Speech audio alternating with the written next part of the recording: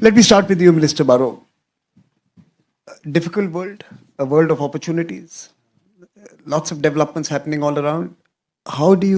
What are your perspectives on the India-France partnership as it exists today and for the future? First, I'd like to thank Minister Jaishankar for his presence today. I'd like to thank you and the ORF for deciding to pick Marseille as the place for this new sort of format of the Raisinia dialogue that have proven over the years as being a great initiative to stimulate conversations on cooperation and connectivity in many different continents and places around the world. And I see Renaud Muselier and Madame Rubirola here, who know more than anyone how Marseille is clearly a place that should be seen as a platform for connectivity in terms of energy, in terms of telecommunication, but also for logistics. It's the entry point to continental Europe. And that's why in a moment when both India and France, when Prime Minister Modi was here 3 months ago, are willing to reactivate the IMEC project, Marseille is probably second to Mumbai, the best place to discuss this, because there is clearly a willingness to move forward. And so I want to finally thank Rodolphe Saadé to host us here in Tangram. He and Tanya as well, who are promoters of this strong cooperation that we want to enhance with our Indian friends. In many dimensions, but in particular in the field of connectivity. So this meeting that brings us together this morning has never had so much meaning in terms of timing, I think, a few months after the Prime Minister's visit, and in terms of place, because this is the gateway to continental Europe. Minister, I also want to quickly ask you a second question on the innovation aspect, because that's something also that Rodolphe mentioned in his speech, and yesterday it was used a few times. The innovation partnership and a new kind of a relationship emerging based on AI and emerging technologies. How is that panning out for you? So I was mentioning IMEC, that is actually an initiative that started from the Indian presidency of the G20. But there is indeed, even though these two topics are not disconnected, an important field of current and future cooperation between France and India, which is innovation, digital, and AI. We've been co-chairing earlier this year a major summit, perhaps the largest ever organized on AI, that was hosted in Paris. The next edition of this global summit on AI will be held next year in India. And we've decided to organize a joint French-Indian Year of Innovation in 2026. And so in the run-up to this year of 2026, where India will host the Global Summit on AI, where we'll jointly organize the Year of Innovation, when India will be chairing the BRICS and France will be chairing the G7, we can make this agenda, which is both a bilateral agenda, but I think also a global agenda, move forward at a fast pace. Dr. Jaishankar, G7 and BRICS. Which other G7 country would you sit in and discuss the potential of BRICS partnering with the G7? Is that what makes the France-India partnership special? That there is a realism to it and a recognition of how collaboration on the areas of convergence is important today? Yes, I mean, you could also flip it the other way around. Which BRICS country would a G7 be sitting with and talking about? And I agree with you. I think in a way, what's different in our relationship, India and France, is we've always been guided, by a certain, I would say, sense of independence or ability and willingness to strategize for ourselves. And this has been a primary hallmark of both our foreign policies. And what it does in this world, and we had a little bit of a discussion about this yesterday, in this world, I think those who come to terms with, this sort of volatility, uncertainty, what Mr. Sadeh spoke about, you will get the possibilities if you are realist about analyzing the landscape. If on the other hand you wring your hands and say everything is different, oh my God, what's happening, you're not going to have the mental strength really to see the opportunities. So we are in the midst of, frankly, I think many important relationships in the world are going to get refashioned in the coming months and years. And certainly those like us, which have a very strong, sound footing, will actually be able to build on it. Now, if, just take a look at this. We were discussing connectivity. Mm-hmm. And yet we are taking steps practically on shipping, which is a very crucial element of connectivity, to give shape to that connectivity cooperation. Similarly, again, there's a big debate about AI, guardrails of AI, what will be the principles. And sure, the debates will go on.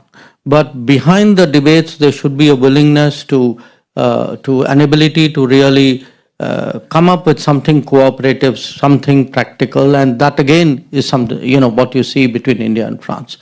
So what I find very impressive about our relationship is this ability to take worldviews and make it into practical propositions for cooperation. And then the practical propositions shape the worldview as a dynamic. And I think that's really what has distinguished us. And one of the objectives of this panel was also to look at India, France, and Europe. Mm-hmm. And Dr. Jaishankar, and I'll turn to Minister Barrow after that. But Dr. Jaishankar, first to you. How is this bilateral that you share with France shaping the India-EU partnership? Is it? It is. Again, from an Indian perspective, we historically have approached Europe more as nation states. There's nothing wrong with it. That's the way, after all, Europe was at some point of time.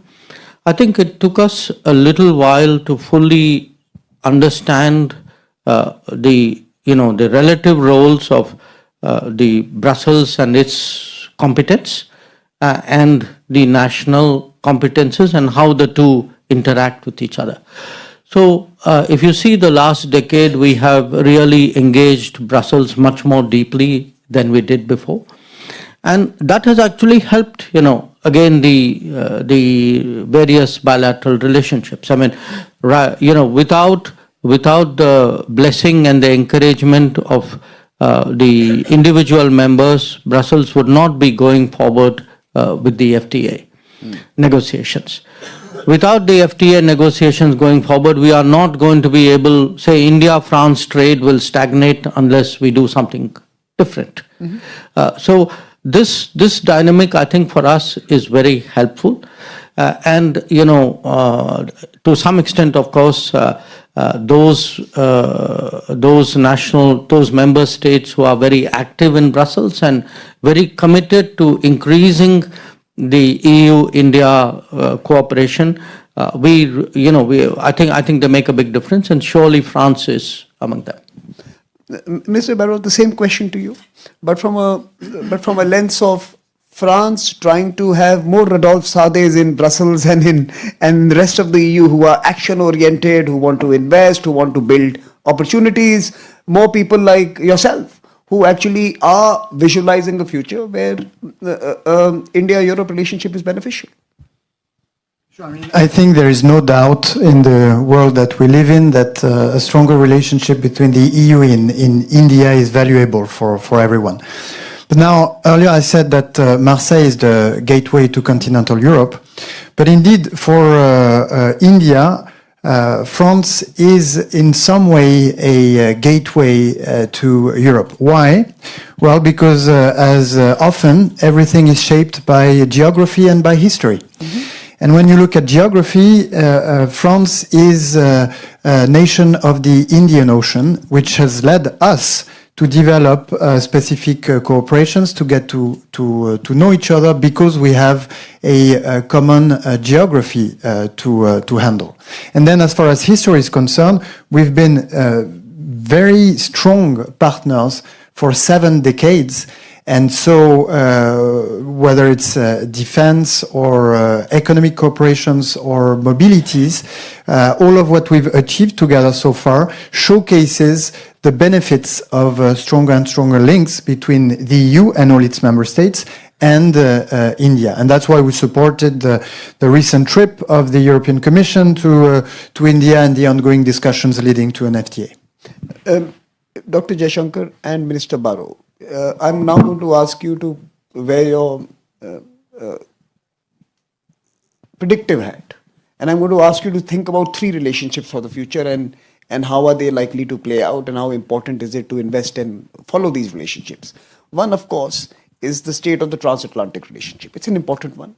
And for those who are watching this conversation, it might be useful to have views from France and India on how the state of the transatlantic relationship and is it still going to fundamentally host the 21st century architecture. That's the first relationship.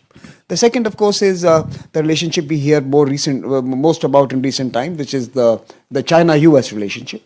And the third relationship, of course, is the EU-China relationship, the relationship of this geography with China. So to both of you, these 3 big relationships, since you've already spoken about the India relationship, I think let's turn our gaze to these. Mr. Barrow, let's start with you.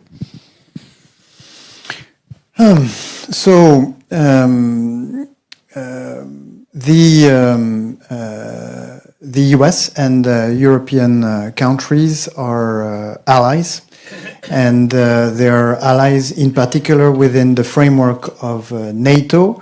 The summit of which will convene in a few days. There will be an opportunity for new commitments for European countries to take a larger share of the responsibility within NATO, for the US to clarify their strategic focus, and in particular the way they apprehend one threat that is existential for European countries, which is the threat of Russia.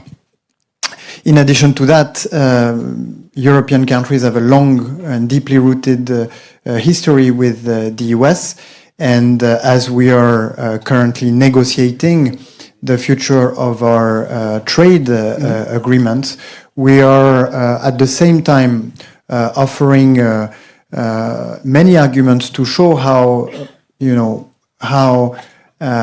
hurtful a trade war between the US and Europe may be, to the detriment of consumers on both sides of the Atlantic, but also reaffirming that we will defend our commercial and industrial interests if indeed the US Trade Administration persists in its willingness to apply high trade barriers.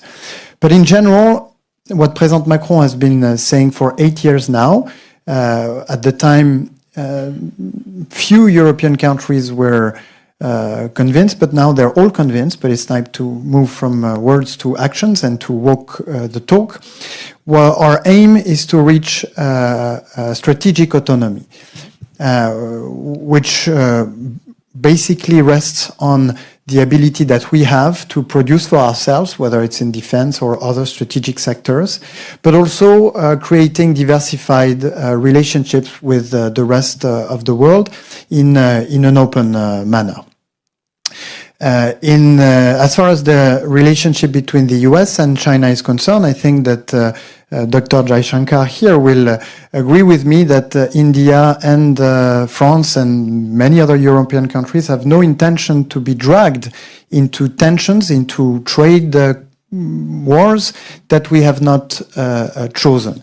And President Macron, when he was in Southeast Asia a few days ago, he called for a coalition of independence, meaning a coalition of those that believe in the principles of open and regulated trade, in the principles of multilateralism, and that refuse the logics of coercion spheres or influence spheres, but want to stay faithful to the international order that has been built in a multilateral fashion and that has not avoided all conflicts and wars, but that has provided for prosperity, lifting hundreds of millions of people out of poverty, and that needs to be preserved.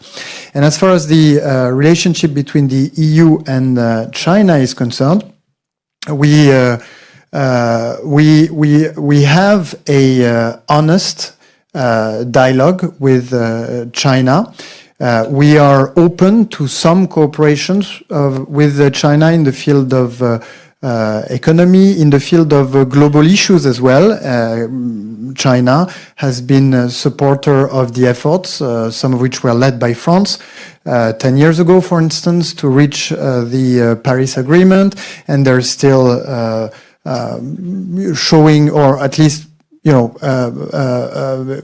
showing themselves very committed to the preservation of or the fight against climate change. But we also need China to understand that we remain committed to international trade that respects WTO principles and fair competition, and that we need for China to take into account our security interest, the most important of which is currently at stake in Ukraine. It's very difficult for us to have to open up to new cooperation as fruitful as they may be, while in the meantime seeing that China facilitates or supports the war effort of Russia against Ukraine, because everyone knows that, because Russia does not make secrets of its intention not to stop in Ukraine, but rather to dismantle the European Union that it sees as an existential threat for the future of Russia. So we need our security interests to be taken into account. We need to be able to discuss economic issues in a way that is compliant, respectful of fair competition, WTO principles, and then we can open up for fruitful cooperation. Dr. Jaishankar. Well, I'd comment on the first two. China, EU is not for me to say. But on the transatlantic relationship, you can put any words you want to, but the fact is, in June of 2025, it is significantly different from what it was in the June of 2024. Now, what does it mean for a country like India, or in fact for other parts of the world? I think what it means is that there is a much sharper awareness in Europe about Europe's interests, about Europe's capabilities, or the need to develop more capabilities. And along with that, a sharper sense of realism in dealing with the transatlantic alliance, but also with the world. In a sense, I would say those traits were already in Europe very strong in France. And often what we would, the kind of thinking we would encounter in Paris, in France, today I see much more of that in the rest of Europe.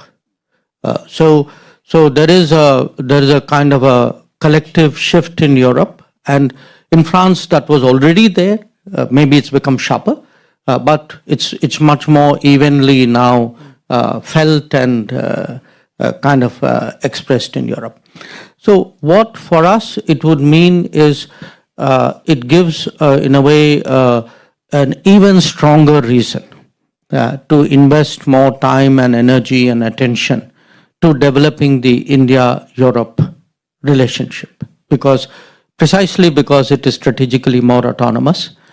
because it is now more self-aware, that it will now, think about global issues more from a European perspective rather than a larger collective. That is the case. Again, I don't want to exaggerate it. I mean, I don't want to say that, that West is no longer there. I think that kind of declinism is a very overstated analysis. But the change is real, and the change has policy implications for us, which is why, in a way, we are making all this effort. On US-China, again, there's no doubt that over a period of time, this is less of a sudden change, say between 25 and 24. It's been happening, there's a greater degree of continuum, but the nature of the relationship has become significantly, some would even say primarily competitive. And this is not an administration issue. It is beyond administrations. This was visible even in the previous administration in the US. It is also shared, say, by the Congress. It is shared by other sections of American polity and thinking. And by the way, in many ways articulated by China also. I mean, if you see how China views the United States and articulates it, it is also much more competitive terms than it was, say, 10 years ago. So it's moving in a certain direction. There's a greater consistency to it. And I think, again, realism doesn't mean cynicism, but it means you take the world as it is and make your plans accordingly. So we have to strategize, keeping in mind this sharp competitive element between US and China. Now, again, we go back to this, that in every difficulty there is an opportunity. But every opportunity is also not easy, can be difficult. But why have you not commented on the European-China relationship? That has consequences as well for India, right? Well, I thought I would delicately leave it to him. Okay. Fair enough. Now, fun question. We're going to turn to you now. So please get ready. I'm going to take 2 or 3 questions for the ministers. And I'm going to try to remember them. So we'll take them in a bunch and we'll come back to them. But a fun question. I've been seeing that you guys hang out in the same neighborhood. So look at the friends you have. When I say you, mean India and France. I don't mean you two. So it's not personal. We are still looking at sovereigns. But, for example, very strong relationships both of you share with the UAE and the Middle East countries. And, we're thinking of also sometimes collecting together as one. Armenia is another one. So, I can name a few more. The point is, do you coordinate on who are we going to be friends with, or is it happening by chance? No, it's like this. If you have a certain view of yourself and of the world, then it is likely there will be overlaps. So it's not coordinated. No, it's intuitively it moves in that direction because you think in a very converging way. So it's very likely that that you're bound to make similar. You're bound to make once you have exactly that kind of mindset which I told you, you're bound to make some similar choices or have similar preferences, and there will be overlaps out of it. Minister. I fully agree with Dr. Jaishankar on this, on the analysis of where these overlaps come from. But clearly there is also, I think, an intent on both sides to try and make the most of these overlaps and to have this trilateral dialogue to see how we can further or enhance some of these cooperations with the countries you mentioned. Basically, that is what I wanted to hear. Thank you, Minister. I'm going to turn to you. So do we have some hands here? Okay, I can see a couple of hands. So the mic here on the left side of the room. Then I want to also bring it to President Nasheed. And there's the three questions, okay? So 2 hands in the back and 1 hand in the front. President Nasheed, let's start with you. Thank you, sir, and thank you for the conversation. I'm from the Maldive Islands. Minister, you mentioned that France is Indian Ocean. My question is, when India and France goes together, we would like to see other Indian Ocean countries taken along. Okay, please, go ahead. The mic is there right next to you, yeah. Go ahead. Quick introduction and quick question. Yes, my name is Mohammed Al-Luhuri. I'm the Director of Advanced Political Studies at Trend Research and Advisory in the United Arab Emirates. So thank you so much for the fruitful insights. I have a question for Mr. Jaishankar. So, guys, we are in the Middle East. We are in between India and Europe. And we read what happened today between Israel and Iran. So what role India can play when it comes to de-escalating tensions in this region? Because, without us, we cannot talk about any initiatives in the future. So I want to take it in from a very positive perspective. What tool India have that can utilize to de-escalate tensions? Okay. Thank you. Thank you. And there was a hand here, please. Tēnā koutou katoa, Professor Anne-Marie Brady from New Zealand. Question for Minister Barrot. Can you discuss, please, the French position on China's efforts to take over Taiwan and the implications for Indo-Pacific security versus China's foreign interference activities in New Caledonia and French Polynesia, and particularly with the independence movement? Thanks. Okay, so we have three questions: one on the Pacific Islands and the East, the Taiwan question, and the Pacific Islands. We have a question on India's role in the current flare-up in the Middle East, and of course we have President Nasheed from Maldives. So, would you like to start? Okay. First of all, let me say to President Nasheed that if anybody really helped to put small island developing states on the global map, it's you. And you put it so deeply. Actually, we have since kind of digested it, and it's become part of, I think, thinking not just of India, but of many other countries as well.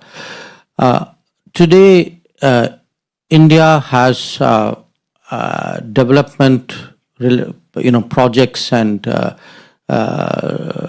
programs in almost 80 countries of the world, 78 to be precise.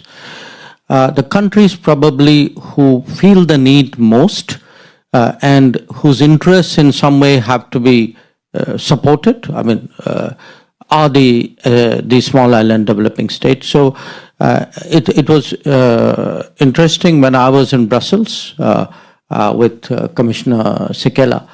We actually, who's in charge of international cooperation, we were actually discussing how EU and India can work together in third countries. And my urging was particularly let us look at the small island developing states. But your question is broader than that. It's not, just development assistance. It's really a larger well-being and, how do we protect them from debt? How do we give them alternatives so that they make good choices? How do we help with capacity so that they can evaluate good choices? I think there are some issues here which certainly India and France and India and EU will discuss. And if I could jump to the third question, actually India today has a growing interest in the Pacific Islands as well. That in many of the Pacific Islands we already have projects. We have largely focused on health because that's a big concern there, to some degree on things like space applications or capacity building, solar. This is an area, I think, of potential conversation and cooperation. On the issues which have happened overnight, what can India do? Look, we have, we are a country which has good relations both with Israel and Iran. We have this morning issued a statement, as indeed have many other countries, about what's going on. But I do eventually put it to you that in any situation, not just this one, ultimately it is very much for the parties involved to make up their minds. It's very it's unrealistic for someone outside to insert themselves or to offer to do something if they are not prepared for it. The issue is really how their own dynamic is going to unfold, and whether at some point of time a country like India or somebody else for that matter can be of particular help. Minister, you have the final words. No, so on the two questions that pertain to the islands in the Indian Ocean and the Pacific, let me advertise the United Nations Conference on Oceans that we hosted in Nice, not so far away, this week, and that has proven to be a huge success. More than 100,000 participants against 7,000 for the previous edition of this UN conference. And one of the reasons for this great success, and sorry if I'm moving a little bit away from the question, is because we decided to open it up to civil society and the greater public. And it's a lesson, I think, to be learned, which is that when you choose to open up rather than to restrict your conversations in diplomatic fora only, then you build successes and you build and you can raise the global awareness on issues. And I want to thank Tanya and Rodolphe for their support in precisely opening up this fantastic space that we call the whale to the greater public. And during this United Nations conference, on the side of it, if I may say, and within this space that was open to the greater public, we had an important summit on the islands and small islands dedicated to the challenges they're facing, which was an opportunity to give a new impulse to the necessity for all countries in the world to take this vulnerability into account, especially vulnerability with respect to the rising sea level. And France made important commitments in the way it's going to shift its development policy to take into account those vulnerabilities. And as far as security is concerned and foreign interference, as you probably have seen, we've demonstrated our willingness to be present to counter precisely the threats to the freedom of navigation, threats to our interests in the Indo-Pacific region, with, of course, President Macron spending more than 8 days in Indonesia, Vietnam and Singapore a few days ago, but also, and perhaps even more widely, the trip that our aircraft carrier did in the region with a very important joint military exercises with the Indian Navy, but that went as far as Japan to assert our presence that is respectful of the sovereignty of our partners, of sovereignty principles in general, but our presence to reaffirm commitment to international law and to the law of the sea.